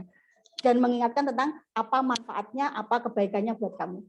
Bayangkan kalau orang tua harus mencari dimanapun kamu nggak ketemu, kebetulan kamu diambil orang gitu ya. Jadi kadang harus menjaga, mengangkut perasaan juga. Kadang saya juga menangis Bu, di depan dia tuh nangis. Bu kenapa nangis? Maaf, tadi ibu itu lelah mencari itu gitu, dan sebagainya. Untuk apa? Supaya terbangun perasaan gitu ya. Jadi perasaan anak itu jangan sampai mati juga gitu ya. Karena itu karakter itu menyangkut 3 hal itu gitu ya. Oke, waktu ya. Sebentar, sedikit lagi ya. Nah, oke, kemudian kalau ini lain waktu, tetapi intinya Ibu intrasonal efeknya. Jadi kalau orang tua memahami model bagaimana dia harus mengajari moral, itu tentu nanti akan berdampak pada anak yang dia itu bisa memahami, merasakan dan melakukan gitu ya. Oke. Nah, apalagi ini ya Bu, anak-anak sekarang itu akan menghadapi kondisi abad 21. Jadi seperti ini nanti banyak pekerjaan yang kalau tidak kreatif ya anak-anak kita tidak akan mendapatkan pekerjaan. Di samping itu abad 21 ini tantangannya ya. Jadi mungkin kalau ini bisa didapatkan di sekolah, gitu ya. Ada literasi, ada macam-macam bisa didapatkan di sekolah. Tetapi kalau hormat dan tanggung jawab sekali lagi itu memang menjadi hal yang penting untuk kita bangun bersama. Nah, ini diantaranya ibu-ibu ya, hormat dan tanggung jawab itu ya. Jadi kalau kebetulan saya menemukan di penelitian saya, hormat dan tanggung jawab itu hormat itu dibagi 3. Hormat pada diri sendiri, hormat pada orang lain, dan hormat pada lingkungan. Dan yang paling rendah itu ironisnya hormat pada lingkungan, Bu, gitu ya. Karena ini jarang. Jadi jarang orang tua itu mengenalkan pada bagaimana dia menghormati tanaman, bagaimana dia harus menghormati hewan, bagaimana dia harus menghormati benda-benda yang ada di sini, gitu ya. Kalau ada yang berserakan harus bagaimana, gitu ya. Kalau hormat pada orang lain ya diantaranya mengucapkan terima kasih, kemudian dalam bentuk ucapan maupun perilaku, gitu ya, meminta permisi dan sebagainya. Nah, nanti di indikator ini Bu akan membaca, saya akan memberikan pretest ibu-ibu nanti di akhir ini ya, monggo nanti tidak harus istilahnya diisinya nanti setelah ini, kalau sudah ditutup nggak apa-apa, tapi paling enggak Ibu nanti akan tahu sebenarnya sudah sampai mana sih ibu-ibu itu menstimulasi putra-putri ibu, mana sih perilaku yang sudah sering ibu ingatkan, mana yang belum, gitu ya. Anak-anak itu sudah sering melakukan yang mana. Nah, dari 40 indikator itu nanti ibu akan tahu sebenarnya sudah membiasakan berapa persen, gitu ya. Kemudian di temuan saya juga ada pujian. Pujian itu ternyata berbeda-beda, Bu. Jadi kalau umpama anak saya itu berpakaian rapi, saya akan memuji dengan alhamdulillah Le, kamu hari ini sudah menghormati dirimu sendiri, gitu ya. Kalau dia itu salim dengan saya akan memuji dia, makasih ya Le, kamu sudah menghormati orang tua, gitu kan. Kalau dia kok kebetulan memberi makanan kelinci di pagi hari, maka saya akan mengatakan alhamdulillah Le, kamu sudah menghormati lingkungan, gitu ya. Tanggung jawab juga begitu. Jadi saya ada 6 di model ini ada 6 variasi memuji anak, gitu ya. Kalau dia bertanggung jawab pada orang lain, wah alhamdulillah Le, kamu bertanggung jawab pada orang lain. Kamu mau nyebrangkan ada orang lain, gitu ya, atau membantu orang lain, gitu ya. Kalau dia kok dengan hewan dia itu bertanggung jawab, pagi-pagi dia sudah memberi makan, umpamanya begitu. Ya, itu berarti dia sudah bertanggung jawab pada lingkungan. Nah, hormat dan tanggung jawab itu sebenarnya perilaku yang hampir sama, Bu. Cuma kalau kita bedakan bisa lihat bedanya. Contoh, ibu-ibu seorang anak memberi makan kelinci, gitu ya. Menurut ibu itu perilaku hormat atau tanggung jawab? Ayo, anak memberi makan kelinci itu hormat atau tanggung jawab, Bu? Ayo, apa Bu? Jawab, Bu. Tanggung jawab. Tanggung jawab. Oke, dua-duanya bisa masuk.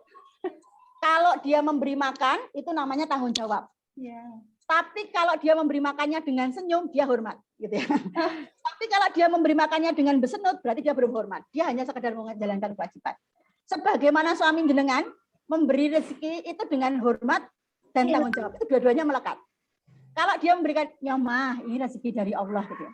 Itu namanya dia memberikan uang dengan tanggung jawab dan hormat dengan jenengan.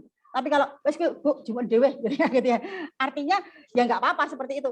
Tetapi ada halnya yang kita rasakan orang tua umpamanya gitu ya. Kita punya orang tua umpamanya gitu ya. Kadang saking dene kesele gitu ya, kita kemudian membentak. Misalkan dene to Bu gitu ya. Atau kita menyeberangkan simbah-simbah tapi kita perilaku kita tidak menunjukkan hormat. Hormat itu ya santun, ya lemah lembut gitu. Sehingga satu perilaku sebenarnya bisa dilihat hormat dan tanggung jawab gitu ya. Kalau hormat lebih pada perilakunya, tanggung jawab lebih pada perilakunya. Kalau hormat itu perasaan, gitu. Artinya masuk ke perasaan, gitu. Karena saya pernah melihat anak saya itu dia memberi makan itu dengan, gitu. Terus saya pegang aja, Dek, kamu sudah bertanggung jawab, terima kasih, gitu ya. Tapi kamu belum menghormati binatang itu. Binatang itu kan juga ciptaan Allah. Ketika kamu memberi makan dengan senyum, gitu ya, dia itu juga kerasa loh. Oh, apa Bu? Iya, mamanya begitu. Nah, ini loh Bu, perkara hormat dan tanggung jawab. Gitu ya. Itu seperti baju dan celana sebenarnya, gitu ya. Jadi sekali lagi, ini yang seakan-akan sepele Bu, gitu ya. Pujian ini, tapi saya sudah mengamalkan. Jadi dengan anak-anak itu kalau kita hormat dengan diri sendiri, orang lain, lingkungan, itu sebenarnya menjadi hal yang penting. Nah, nanti Ibu akan terlihat di indikator ketika saat nanti pretest ya, Bu. Saya akan memberikan Ibu pretest pakai Google Form. Nanti akan ada indikator-indikator itu. Dan Ibu nanti akan tahu skornya, gitu ya. Sehingga nanti akan terlihat, oh berarti saya itu yang masih kurang untuk menstimulasi di sisi yang mana. Hormat pada diri sendiri atau orang lain atau lingkungan, gitu ya. Oke, ini yang untuk hormat pada diri sendiri, pada Tuhan, pada kebersihan, pada tugas. Tentu ini disesuaikan anak usia dini, gitu ya. Tugasnya anak usia dini itu apa? Tanggung jawabnya anak usia dini itu apa? Karena tadi di Jepang merawat apa istilahnya tanggung jawab untuk sepatu, tas dan sebagainya itu anak-anak sudah dilatihkan gitu ya. Ya. Kemudian melalui peduli gitu ya. Jadi tanggung jawab melalui peduli pada orang lain itu memang harus terus diajarkan pada anak-anak. Jika itu tidak diajarkan ya anak-anak nggak pernah akan tahu gitu ya. Oke, sebagai kesimpulan begini Ibu-ibu. Untuk alur menjadi seseorang itu berkarakter itu tangganya banyak sekali Ibu. Tangganya banyak sekali. Ya. Kita akan mengajari hidup bersih itu mulai diajarkan dulu. Diajarkan ya dengan mengapa hidup bersih itu penting. Kamu juga bisa membedakan ini bersih atau tidak. Itu namanya pengetahuan, diajarkan. Setelah itu dibiasakan. Gitu ya. Dibiasakan aja kemudian dikonsistenkan terus-menerus dan itu waktunya lama gitu ya. Untuk menjadi kebiasaan itu namanya otomatis gitu ya. Kalau sekarang saya melihat ada beberapa checklist anak saya yang sudah otomatis. Ketika maghrib itu waktunya lampu dihidupkan. Ketika nanti pulang sudah siang semua dimatikan. Oh berarti dia sudah konsisten tuh budayanya gitu ya. Nah, sehingga kita bisa ngelis anak kita itu budaya yang sudah konsisten mana yang belum mana. Dan untuk membangun itu perlu step by step ya. Step by step mulai dari pengetahuannya terus diulang-ulang, kemudian mulai dari perasaannya, mulai dari ketiganya itu yang kemudian secara konsisten dilakukan. Tidak hanya sekedar pembiasaan. Karena ini menyangkut kesadaran gitu ya. Jadi kesadaran.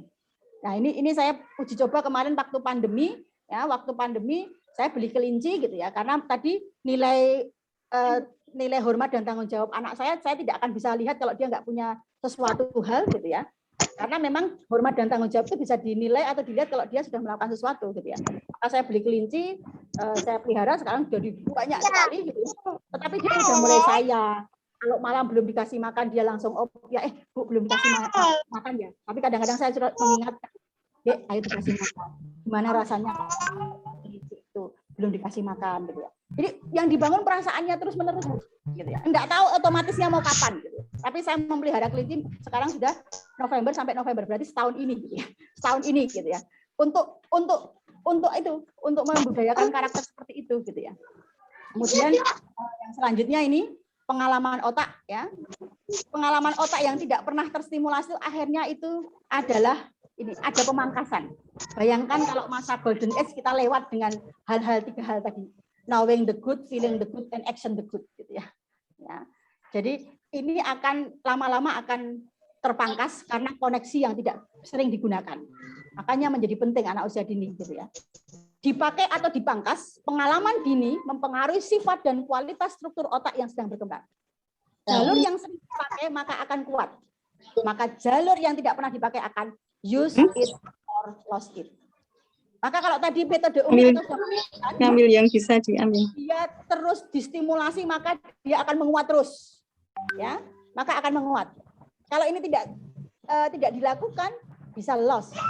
Begitu juga dengan karakter. Karakter menjadi perhatian yang sangat penting untuk kita gitu ya. Karena otak masih bersifat fleksibel di masa itu gitu ya. Kemudian sel saraf otak terus tumbuh, fungsi dan struktur otak berubah sesuai yang dialami anak. Dan ingat, plastisitas otak bersifat kompetitif. Pemenangnya adalah yang paling sering dilatihkan. Melalui latihan, sambungan sel saraf makin efisien dan makin cepat. Maka tadi metode Umi kenapa kemudian kalau kita sering latihan anak kemudian efektif, ya tadi karena dia akan lebih efektif. Begitu juga moral. Kalau anak-anak sering diskusi, anak-anak sering dapat pengetahuan tentang moral, anak-anak sering difeelingkan, maka dia akan terampil. Pada akhirnya dia akan memiliki sel saraf yang efisien dan cepat. Dan yang menang adalah yang sering dilatihkan. Oke, itu saja mungkin Ibu-Ibu. Sekali lagi sebelum saya tutup atau ada pertanyaan, Agus Khairuddin mengatakan, saya ingat wejangan orang tua, jangan mencuri, orang jujur tak akan ketukar, kalau intan dikubur di sebuah tanah tetap akan menjadi intan. Artinya, nasihat-nasihat kita pada anak-anak kita sesungguhnya itu sangat penting di masa yang akan datang, karena itu namanya knowing the good. Terima kasih. Billahi taufik wal hidayah. Wassalamualaikum warahmatullahi wabarakatuh. Waalaikumsalam warahmatullahi wabarakatuh. Semoga anak-anak kita menjadi anak-anak yang soleh solihah, yang memiliki kemampuan menghadapi tantangan zaman, serta berakhlakul karimah yang menjadi dasar berpikir, berperilaku, dan bertutur kata. Matur nuwun. Matur nuwun sangat Ibu Nur Kholimah, nggih, luar biasa, nggih, Masya Allah ya, Bu Nur Kholimah sudah memberikan ilmunya yang sangat luar biasa, nggih, sehingga waktu yang panjang tidak terasa ini sudah di ujung acara. Monggo kita kasih aplaus dengan kalimat thayyibah, Masya Allah. Sesarengan buat Bu Nur Kholimah. Masya Allah. Masya Allah, Masya Allah, Masya Allah. Segala puji hanya bagi Allah. Segala puji hanya bagi Allah. Amin ya rabbal alamin. Didikan sikap dan moral pada anak ini. Itu tadi tema yang kita angkat pada parenting kita, parenting awal ibu ini. Mudah-mudahan bisa membuka parenting ke depan akan lebih baik lagi untuk al-khairat, al-khairat yang sangat kita cintai dan kita banggakan ini. Untuk selanjutnya mungkin ada 1-2 nih, saya buka kesempatan untuk bertanya nih, karena ini terbatas waktu ya.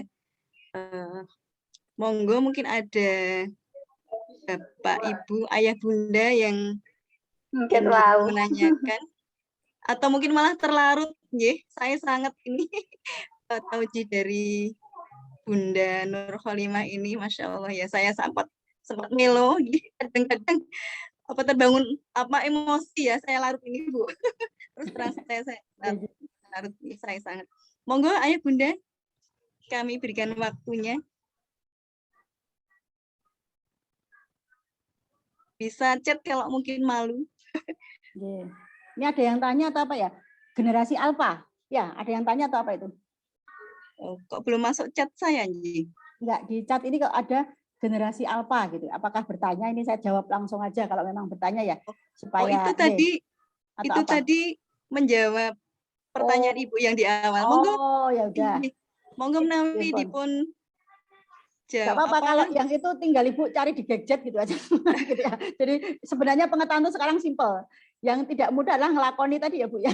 Gitu ya. Makanya saya action tadi pengetahuan moral itu menjadi hal yang sangat penting karena di YouTube ada, tinggal sekarang kita mencari gitu ya.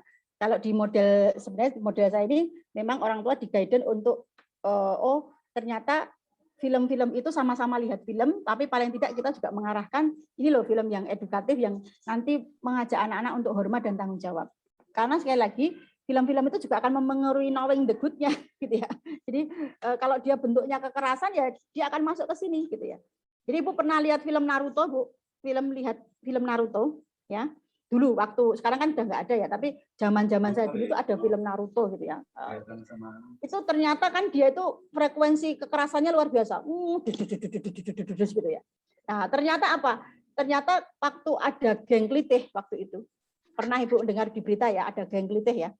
Itu beberapa anak itu ternyata dia tidak sadar nonton hal-hal yang keras seperti itu. Masuknya ke long term memory gitu ya. Nah, ketika masuk ke long term memory, ketika dia diajak untuk menyiksa orang lain, itu dia kayak nggak bisa menolak, terpanggil karena di long term memory itu ada sifat ingatannya yang di bawah kesadaran. Sehingga ketika dia memukul orang tanpa punya perasaan gitu ya, dia foto, dia posting gitu ya, kayaknya kejam. Tapi setelah itu dia itu ya hanya menangis karena kok bisa dilakukan seperti itu gitu ya. Nah, ternyata tontonan-tontonan kekerasan yang berbau kekerasan itu kita harus hati-hati. Maka betul ketika bersama anak-anak kita harus seleksi betul film-film apakah ini edukatif atau tidak gitu ya. Yang positif buat anak-anak kita tidak. Karena itu juga menjadi knowing the good gitu ya. Kalau tadi mengatakan ya knowing the good atau moral knowing anak-anak. Ya.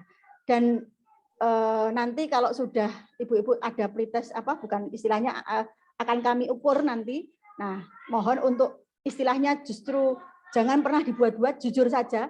Jadi Ibu nanti akan merefleksi. Jadi dari temuan Ibu akan tahu, oh ternyata aku memang metodenya itu yang selama ini saya pakai hanya membiasakan atau apa gitu. Jadi kalau di situ ada skor 1 sampai 5 gitu ya.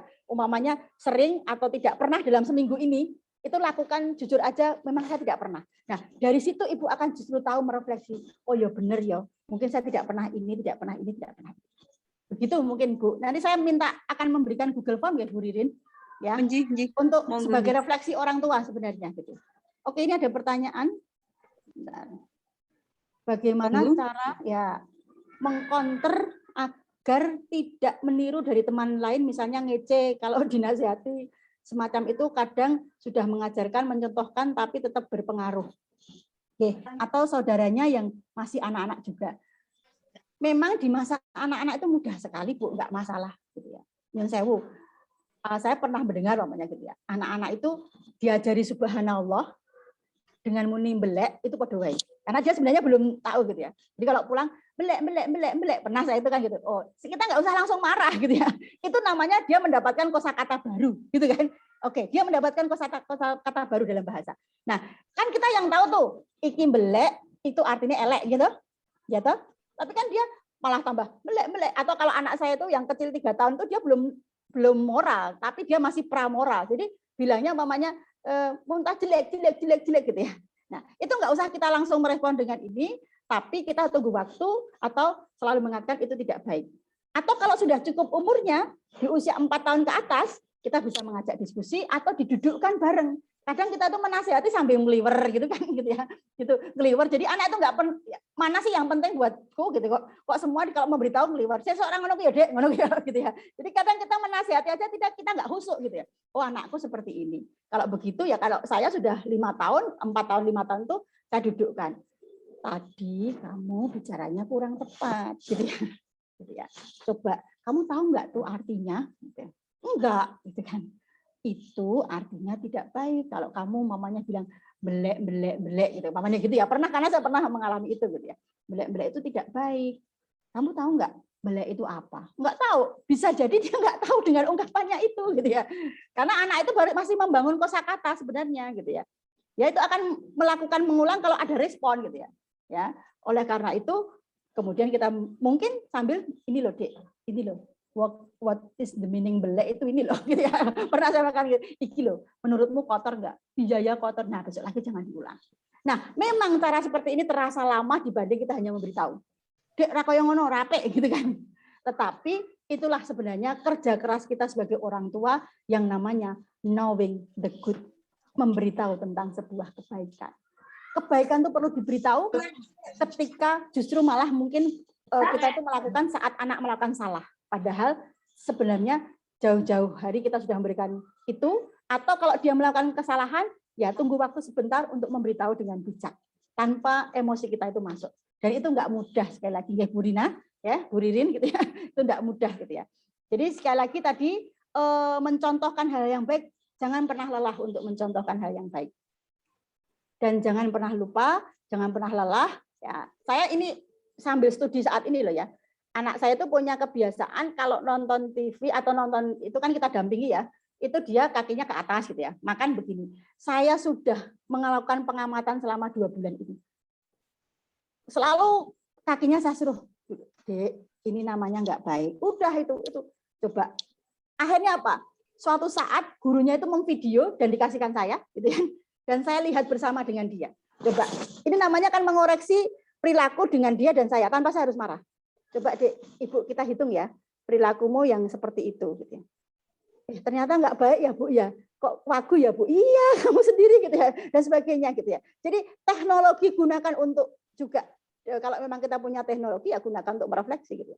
Jadi sekali lagi kalau saya YouTube atau apa itu saya gunakan untuk di situ bisa langsung lihat, oh Dek itu ada kalau kita membangun empati itu kasihan tadi itu kayak gini kayak gitu.